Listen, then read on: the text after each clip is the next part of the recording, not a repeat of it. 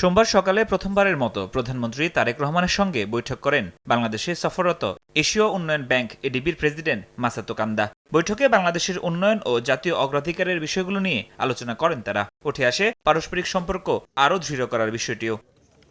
বৈঠক শেষে অর্থমন্ত্রী জানান, ইন্টিগ্রেটেড গ্রোথ নেটওয়ার্ক ডেভেলপমেন্ট ইনিশিয়েটিভের আওতায় বড় অঙ্কের ঋণ সহায়তা দিয়ে বাংলাদেশের পাশে থাকার আশ্বাস দিয়েছে এডিবি। পুরো দেশের মধ্যে একবার নর্থ বেঙ্গল থেকে শুরু করে চট্টগ্রাম পর্যন্ত একটা ইন্টিগ্রেটেড ডেভেলপমেন্ট প্রজেক্ট। এখানে অনেকগুলো গ্রোথ সেন্টার থাকবে, এখানে অনেকে ইনভলভ থাকবে, এখানে মাল্টি মডেল কমিউনিকেশন সিস্টেম থাকবে, এখানে ইন্ডাস্ট্রিয়ালাইজেশন থাকবে, ডিজিটাল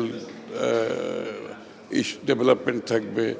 তো এই প্রজেক্টটা হচ্ছে আগামী 5 বছর, ওখানে $5 বিলিয়ন, ওখানে প্রায় ম্যাচিং ফান্ডও আসবে বাইরের থেকে।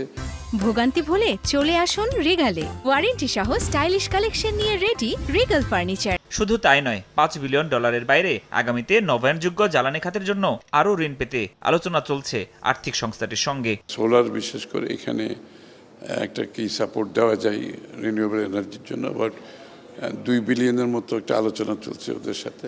বাজেট সহ আরও বেশ কিছু বিষয়ে সহযোগিতার লক্ষ্যে এরই মধ্যে এডিবির সঙ্গে $1.4 বিলিয়ন ঋণ চুক্তি সই হয়েছে বলে জানান অর্থমন্ত্রী। ফরহাদুর রহমান, সময় সংবাদ, ঢাকা।